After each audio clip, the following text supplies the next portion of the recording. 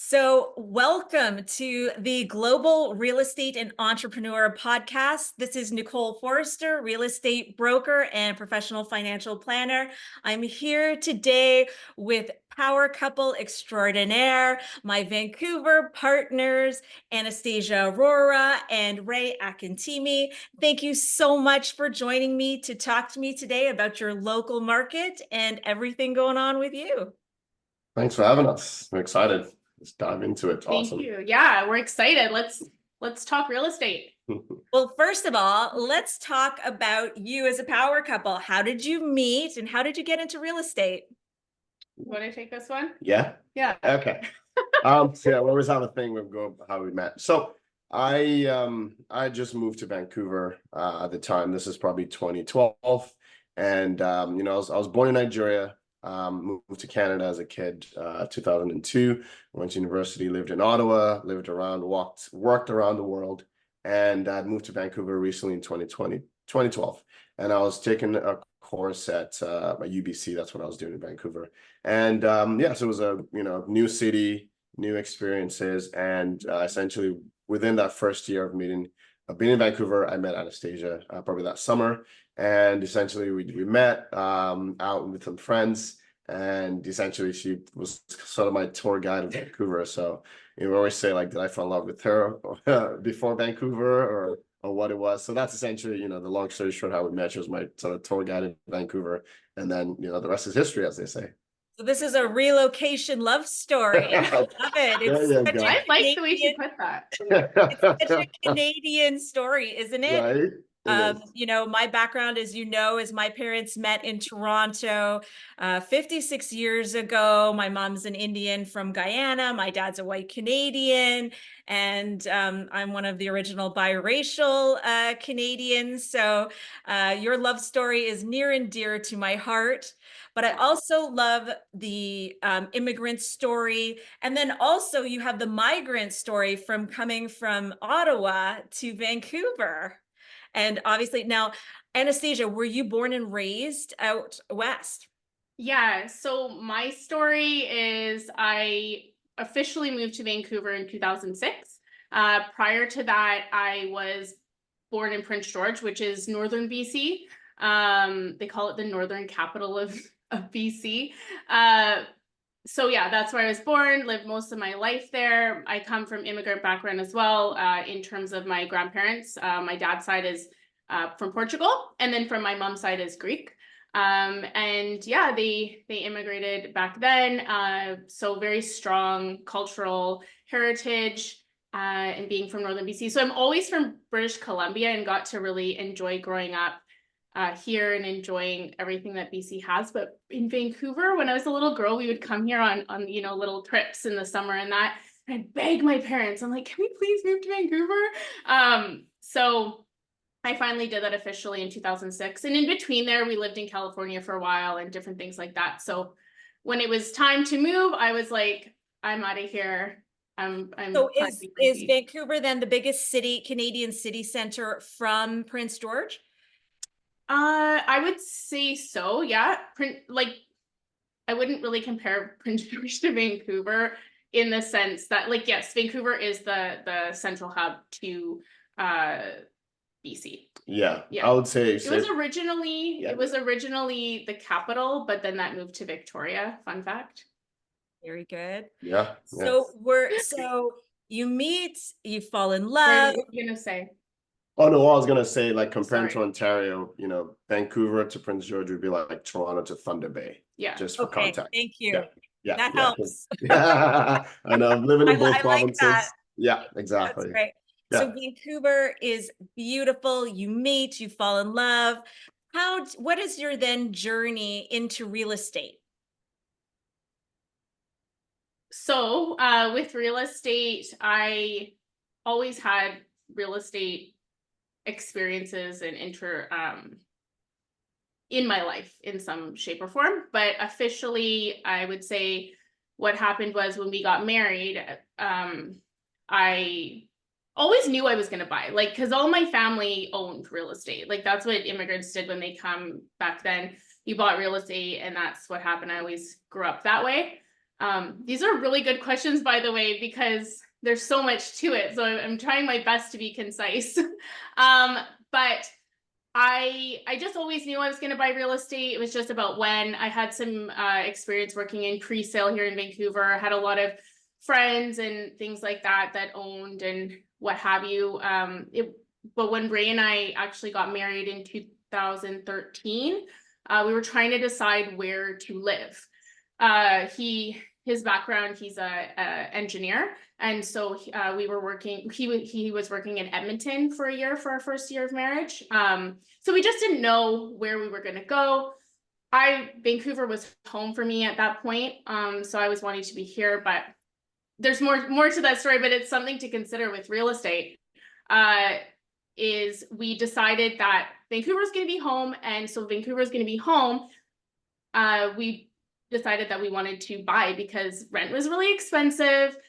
We didn't think that it was going to change. It just kept going up in terms of the market.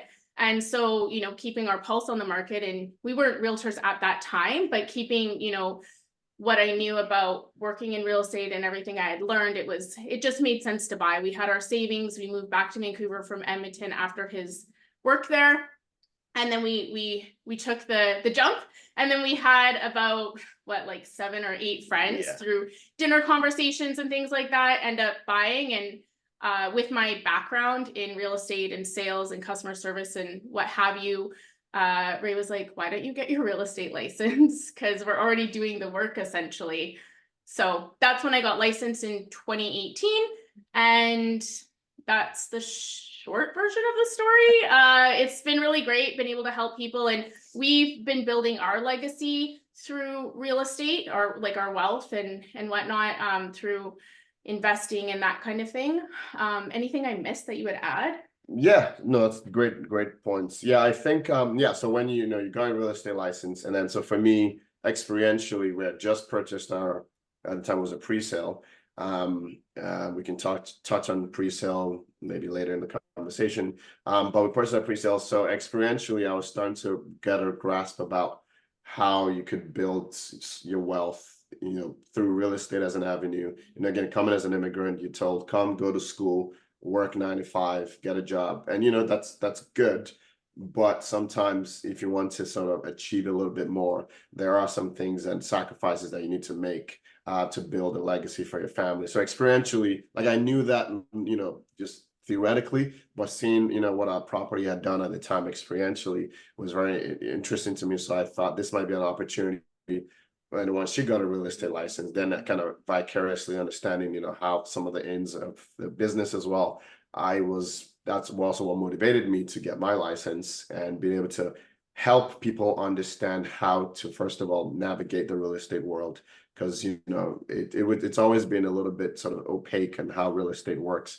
And so one of my goals was to get in there, help people understand how it works, and help them understand that you can achieve it, and you can build like wealth and legacy through real estate. And again, depending on what you want to do, you get that freedom. So kind of changing people's minds about seeing real estate as a debt, but actually seeing it as an opportunity to build freedom, short-term sacrifice for long-term gain. So that was what, then I got my license subsequently after that. And then ultimately we decided to combine our brands and then form our ACEPartners team. So that's amazing.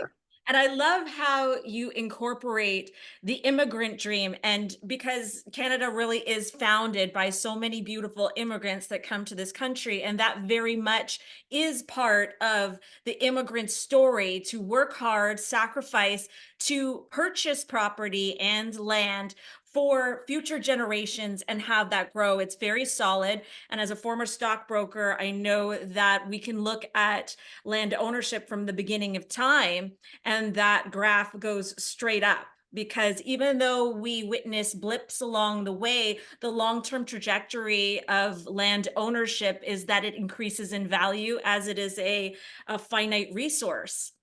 Yeah. So I love how that's also part of your story.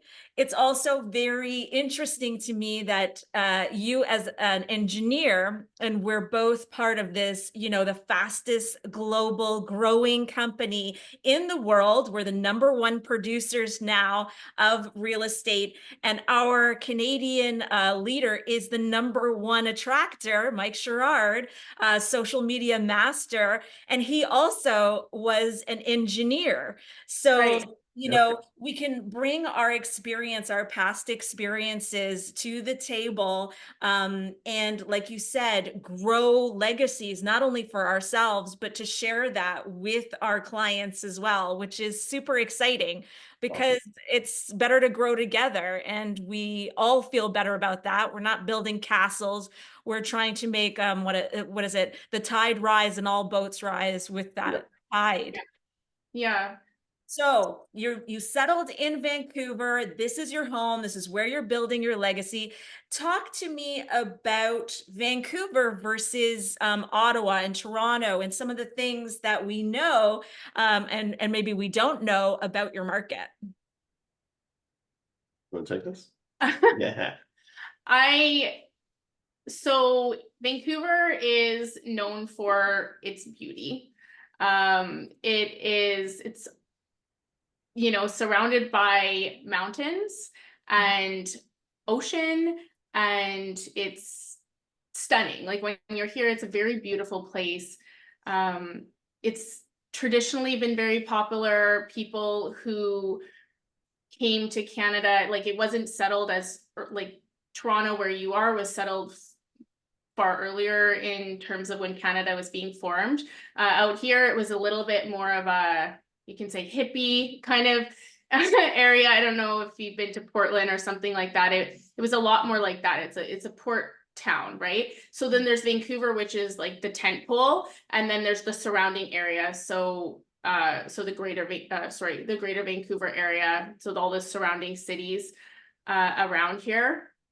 So in consideration to Toronto, it would be like Toronto and then Mississauga and, you know, Brampton and that kind of thing. So that's the makeup of Vancouver. But Vancouver itself is actually quite small in terms of the land mass, you could say. And also it's very desirable to be here for many reasons. There's so many things to do outdoors and recreation. We also have really, you know, soccer, hockey, football teams, pretty much everything you want to do. International airport, proximity to the America, go right over the American border. Yeah. I could go it's on the and prime on. spot to stop when you're on your way to Hawaii. I know that. Can you talk to me about the weather there? So how are you milder? Are you rainier? Are you sunnier? Totally. What's your Yeah, that's a good point. So Vancouver, like, you know, we like to brag that Vancouver is kind of like Canada's California and Colorado all in one. wow. So essentially, you know, there's a big fight in words, but it is true because, you know, weather-wise, you know, it's pretty temperate in a sense that we're basically like a Pacific, you know, Northwest rainforest, right? So we do get quite a bit of, you know, rain, drizzle, but it doesn't pour rain. It's just a nice temperate rain, you know, in the winter. So, you know, we don't have Not a lot of deep snow. winters, not a lot of snows. You know, recently we've been getting like 1 week of snow, but then the whole city shuts down and everyone goes to play in the snow on the roads, and then it's back to usual. So it's almost like that, you know, that when you watch those old school movies where like snow is so fun for everybody. In a way, you know, Vancouver is kind of like that for like 3 days. You see people just shut down, the whole city shuts down, and everyone just playing in the snow in the parks, and then because we barely see it, and then it's back to That's a the little bit of rain. brilliance of snow, actually. If you can enjoy it for a week, that's brilliant. Exactly. It's perfect. Do you have a lot of skiing there as well? Yes. I was gonna mention that. It's like if you want the snow, you can drive to the snow because it's on the mountain. So North Vancouver, for instance, there's some really great mountains to ski on there. And then there's also Whistler, which is a world-renowned ski resort. How far are you from Whistler? About an hour and 2 hours, maybe 40 minutes. Yeah. So you could Yeah. be conceivably living in Vancouver and for a day trip or a weekend trip, easily commute to Whistler, which is Oh, Absolutely. 16. Almost everyone does it. Like it's fairly Yeah. common trip. Absolutely. And then between Vancouver and Whistler, there's also Squamish, which is a town which it used to be a bit more like a blue collar town, but then now it's an up and coming. So it's a destination location because you know it's a bit closer to Vancouver than Whistler is. And so there's quite a few people who've actually moved to Squamish and they work downtown and they live in Squamish. So you get basically the nature of the mountains and it's just absolutely picturesque. So Squamish is like, you know, real estate in Squamish is Be a commuter town to downtown for like exactly, a bird, exactly, Yeah. right? absolutely, Okay. Yeah. absolutely. And then that's a good point because the other side is Abbotsford, so towards north. So there's Abbotsford, so some people would commute from there, or Chilliwack, or Maple Ridge. Like there's a lot of surrounding areas that are similar. It's like okay, Yeah. I paint the picture. I'm a visual person. So Vancouver, the north is the mountains, Yes. and then west is towards northwest is towards Whistler. The west is the Pacific Ocean. The south is more inlet, also the ocean, and then the east is kind of where you can expand to it. So you have Surrey, Langley, Maple Ridge, Abbotsford, and then you keep going east, and then you get to Kelowna. It's like a 4-hour drive. So generally, just to add a little bit, is like it's basically landlocked for 3 of the quadrants essentially.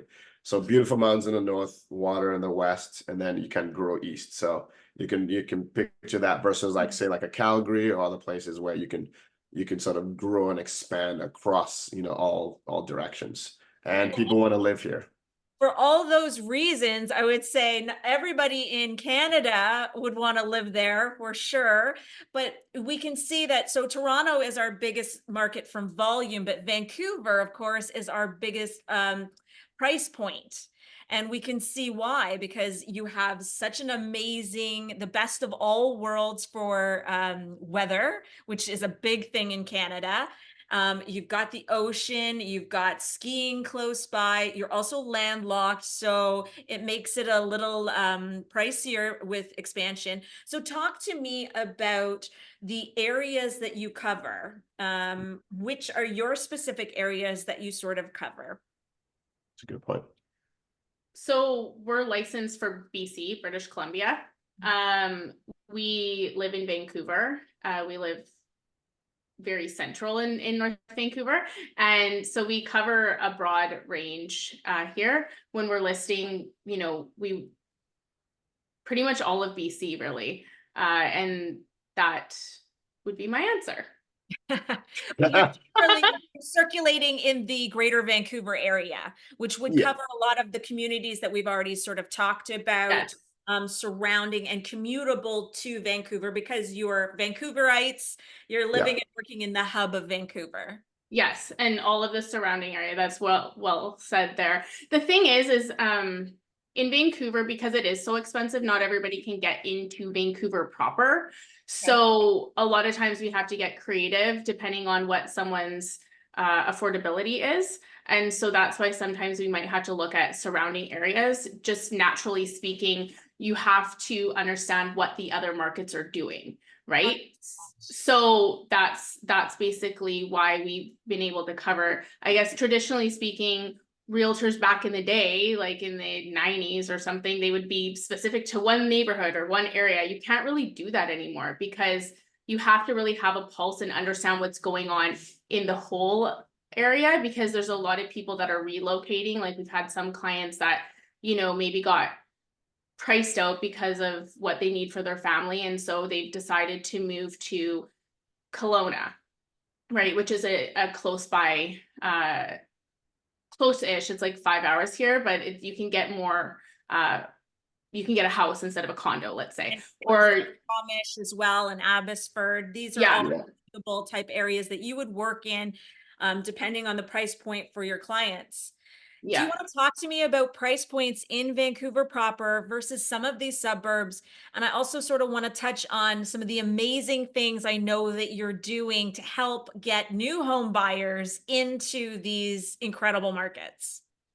Good point. I just want to add to the earlier point as well, is that because of the nature of how we do our business is very client focused, and we build and establish relationships with our clients. So essentially, it's been cool to watch our clients grow, whether it's their families, their businesses. So, some clients, we might start with them. They bought a condo downtown Vancouver 10 years ago.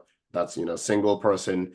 And then maybe they finally get a partner, then they have kids, and all of a sudden, for that lifestyle choices, they're willing to no longer live downtown and then move to the suburbs a little bit. So, something like Surrey or Langley, which is about a 30-45 minute commute. And then so working with them, we'll sell that condo and then help them move up market, get a townhouse in Langley. So that also adds to why we kind of do our business, across the greater Vancouver area. But let's say they wanted to go, live on the island, for example, that's a whole different conversation. Then we have partners that help on that listing side of things as well, right? So it's more client focused. So I just wanted to sort of nail that point if I didn't do that earlier. But in terms of price points, so yeah, so like she said, Vancouver proper, so Vancouver City, because there's Vancouver City and then greater Vancouver area, kind of like Toronto has the GTA, so it's the same idea. So Vancouver proper, the average one bed condo in Vancouver proper is probably about 700,000. Again, average, average is so much to work within an average there. And then the average townhouse is just about 1.2 million. And then the average detached home is $2 million. So that's Vancouver proper. Again, there's so many parameters, there's so many variables. So I'm always like wary about average numbers, maybe because I'm an engineer in my mind. I'm like, yeah, that's average, but there's so much to that itself. Are we talking about older properties? I'm talking about newer properties, but you get the idea. And then so once you start to move further out, so Burnaby is sort of the next, like east of Vancouver. And it's Burnaby prices are almost Vancouver prices now. So an equivalent condo in Vancouver that's 700 in Burnaby is probably 675. It's almost, but it's just next to it. So essentially they all, if you're not from here, you won't know the difference, whether you're in Burnaby or Vancouver or not. And then as you go sort of east, you cross the bridge, Spatula Bridge, get to Surrey. And then, the average one bed condo in Surrey, you can probably get for about 500 for a decent condo. And then it kind of drops off in that direction. So as you can kind of see, depending on your lifestyle, there are opportunities. A lot of times when the news is about Vancouver, they literally just talk about Vancouver, literally. And whereas like you can still live in Surrey or New West and you're 30 minutes from downtown Vancouver and you have the exact same lifestyle. And a lot of cities as well they've kind of created this transit communities. So they're built around transit. So you'd have, your condos, your developments, all your amenities, and it's basically self-contained. And maybe the only reason you need to go downtown is if you want to go to a concert or something, but everything else is in your community, but you have that flexibility. So I think that's one point I feel like given the all options of all those alternatives, it does make it, opportunities for people, because downtown Vancouver now, anything going in there, you're looking at 2,000 to 3,000 a square foot, any brand new properties there, right? But in the surroundings, you can still have the same lifestyle choice there. I think I love that. It's a really good point that you bring up, because really what I would add is it's the approach we take is meeting with our clients and finding out what their goals are, like what their ultimate goals are, why they're buying real estate, what their why is, and what the lifestyle they want to have. Because there's so many different solutions to get into the market in these different places. And Vancouver and the surrounding area, like Ray said, maybe you don't have to be right downtown. Maybe you can live, again, there's so many other cities like New Westminster, which was the original downtown of the Lower Mainland. I'm a bit of a history geek, so I have random. But yeah, so and then there's Richmond as well, which is by the airport, and so there's just so many different things that we can say. This would be like a 5-hour podcast or conversation. But what we do is we do discovery calls with our clients to learn what it is that they want, and then we work with them to make that happen, right? So that's what we do. And then also what I realized I didn't say, so we're licensed for BC as well. But we work with partners like you in other provinces. So, you know, we work with you, like, I think you're working with one of our clients now, right? And so that's how we work. Or sometimes a lot of people we find, you know, maybe they want to live, Calgary has become really popular for people moving over there as well. So it really depends on what people's lifestyle is. And then, you know, a lot of people from Calgary are downsizing and coming here. So there's quite a shuffle going on. And that's what's really interesting. And everybody's story is so unique, right? Like everybody, what they want, their hopes, their dreams, what they want to get out of life. And real estate is so connected to that. It's Yeah. connected to where we live, what's Yeah. happening in our lives. These goals change over time. Like you said, someone starts off alone, they fall in love, they get married, they have children, they move up the property ladder and spread out. Yeah. You know, talking about coming from Edmonton or what's going on. You know, a lot of people go there for work, and then maybe later on they want to move when they are settling down and having a family. So one of the great things about our global real estate company is just this: we're global partners. And one of the reasons why I am highlighting this podcast is to let people know that we're no longer just local, but we're global. And we have the ability now to seamlessly put our clients in trusted hands. And it's not just the shooting a dart at a board. We know each other. We know how we want to work with each other's clients, and we can warm connect very easily now. Yeah. One of the things I love that you're doing is the syndicates you're putting together, because we know that it is such a tough part of getting into our markets from a price point of view. I wanted to talk about some of the ingenious ways I know that you are helping your clients and new home buyers, you know, come together to get their foot in that door so they can start to build equity and just start on that, you know, that bottom rung to move up that property ladder. If you could talk to us about that. Yeah, no, very, very good question. I think, yeah, with a lot of what I find with a lot of our new buyers, and let's say the new immigrants to Canada or new to Vancouver or BC, first thing is they at least more than new immigrants are actually very eager to buy. But then they might just they don't know where to start, because there's a lot of information out there. There's a lot of things, conflicting information in the news. So I think first thing, you know, just kind of having the conversation with them. And I think we always like to start with the mindset. So mindset is like, you have the ability to do whatever you want. I know sometimes it sounds a little cliche, but you have to start with that mindset. And then once you start the mindset, then we're going to start looking at opportunities. So exactly to your point, like, okay, maybe downtown Vancouver is the goal, or some people, most new immigrants, a detached home is usually the goal. So like, okay, we're gonna get there, but like, let's come in where you are today.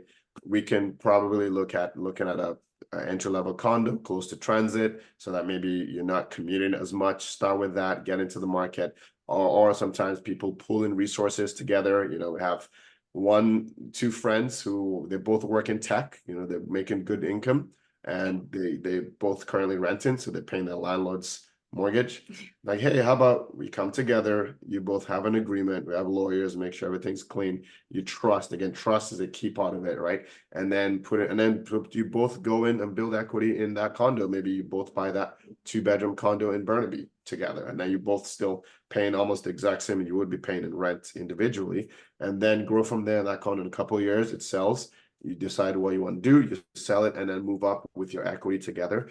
So there's coming up with like those creative solutions and help, and more often than not, you know, it's couples, but also there is the opportunity for friends and families to buy together. So helping them understand that you have to start somewhere, and it's not impossible, because I think it's like the main thing is a lot of people, they want people to give up, and I don't want people to give up and feel frustrated. There's literally, the sky's the limit. Once you're in, then it opens up opportunities, it opens up options, and it opens up freedom ultimately. So yeah, that's one way, you know, we help get in the information, helping them line up, and then just seeing the trajectory of the goal. And then it's cool to see the excitement on their faces when they, a couple of years later, they're like, oh, we're property owners, and you know, that I like that part of it. Yeah. And then getting them to, you know, how do we get the investment? Yeah, how do we get this? Excellent. Right. So no, that is exciting. So what comes to mind is when I started in real estate, I had posted in my Instagram, if a cauliflower can become a pizza, you can be a homeowner. That's great. I love it. And it was funny. And I posted that, and it's funny because I had one of my friends reach out to me from one of my former places of work, and they thought it was impossible. Tell me how this is, right? And so that conversation, sorry, and it was a domino effect from there. But basically, it's like, tell me how this is, because the news and the media, and there's a lot of fear mongering. There's a lot of like, oh, is it going to crash, or just all this stuff. And that happened when we bought too. But then when we bought, it's like our property increased in so much value. We're like, well, we should have bought two, right? So all I'm saying, and then you make choices there. But what I'm saying is a lot of what Ray had already said is there's just misinformation. And so it's a matter of educating people on how the process is. Also, some other solutions is that we've seen is some couples are deciding to put their down payment money instead of paying for big, elaborate, crazy wedding, use that money towards down payment. A lot of other solutions is, the bank of mom and dad, which is the parents who are sitting on a lot of equity in their home. They're more and more actually are realizing, oh, I can give it early inheritance in a sense to my kids and help them get into the market. So there's that happening as well. There's people, coming here and bringing their money from other countries, to invest and, diversify that. So those are some of the different things that we're seeing to get first-time home buyers. There's also the downsizers as well, where they're, sitting in this big house, and it's like, do they really need this much house? And what is the status? Like 60% of the homes in Vancouver are mortgage-free. Right. Which baby is pretty boomers are high. sitting on the wealth of this Yeah. country in Yeah, mortgage-free homes, and yeah, they're house rich and cash poor. We yeah, need Yeah. to help them elevate and yeah, enjoy their retirement by Yes. transferring of wealth and Yep. interest-free loans. I mean, Yep. even if as a parent you don't want to give the money away, Yeah. most parents would agree with proper documentation for an interest-free loan or a very low interest rate loan to help their child get into a property. Yep. That's actually something, we are talking about. I'm part of a housing summit coming up in May in Toronto. And one of the things that my group will be talking about is that transference of wealth Yeah. and creative solutions for the new home buyers and young people to actually get that stepping stone into that first property. Because in our markets where the price is so high, it's like you said, people have this crushing mindset that it's not attainable for them, and that's just not true. We just have to come at it from a different angle. Yeah. So where can I'm going to put in all your links in the information in the body of this, but where would you like me to direct our audience to reach out to you directly to investigate a beautiful life in Vancouver and the surrounding area? Good. I think we're all on all socials. So Instagram, ace.partners. That's where I think that's the best there. That's our team. Okay, so you're known as Instagram. ACE.Partners. Ace.partners. And then her handle is Anastasia Aurora Living. Yes. And then mine's Ray.Akintemi. But ace.partners, you hit go there, you get in touch with any of us. And it's very clean. And then we're also on YouTube at Ace Partners. And then we're also on Facebook, ACEPartners, a real estate team. So yeah, but yeah, we're both checking the socials. You can get in touch with us. We're always available for a conversation. Yes. Fantastic. Yeah, we're wolf packers at the EXP, and we're all on social media. So 100% check out Aurora and Ray and all the great things that they're doing, if not just for general interest of what is happening in beautiful Vancouver. And I'm so grateful to you both for coming on and sharing about your beautiful market And I'm very pleased and happy to consider you referral partners and my preferred partners in Vancouver and the greater Vancouver area. Thank you so much for your time today, guys. Thank you Thank so you. much. Thanks for having us. Lovely chatting with you. Thank you so much. Thank you.